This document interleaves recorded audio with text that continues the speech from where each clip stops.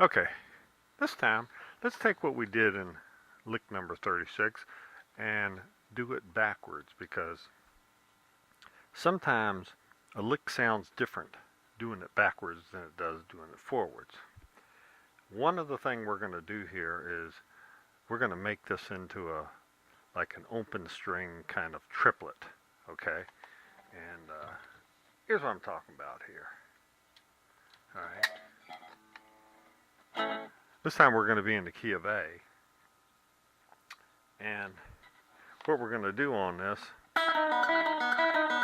instead of going down with this, doing a descending thing, we're going to do more of an ascending thing, you know.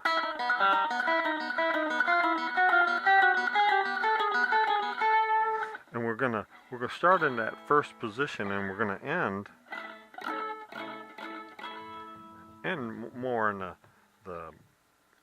third position, which is like an open C moved up. We're in the key of A, okay? So we're gonna start in the first position here at the 5th fret, 5th and 8th frets. 5th fret for the 2nd string, 8th fret for the 3rd string. And here's what we're going to do. We're going to do an upstroke with the pick. Let me show you what the right hand is doing here. I'm going to do like upstroke with the pick, down, you know, upstroke on the 2nd string, downstroke on the 3rd string, and then for the open string, I'm just going to pluck it with my finger. So it's like this. As soon as we quit being strafed by that airplane, going to go. And you notice how it's a triplet thing. It's 1 2 3 1 2 3 1 2 3 1 2 3. You remember your math, didn't you?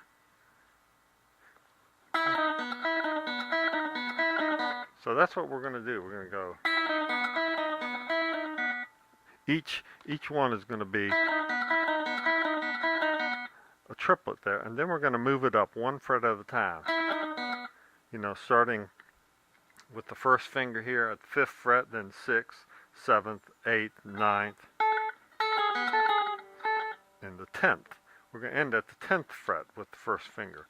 You know, all the while we're going to be, you know, keeping only half a step difference between the 2nd and the 3rd string, which is really about 3 frets.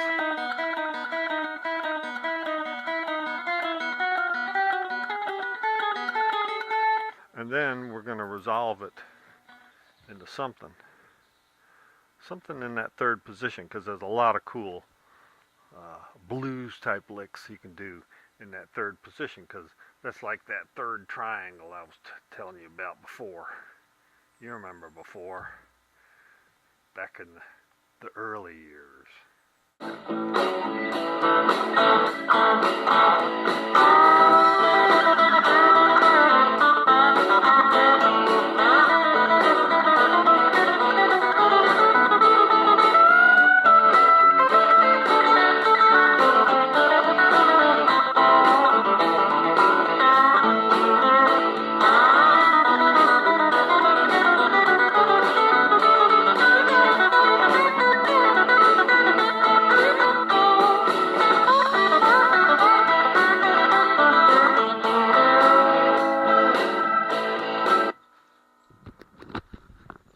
That's what I'm talking about right there.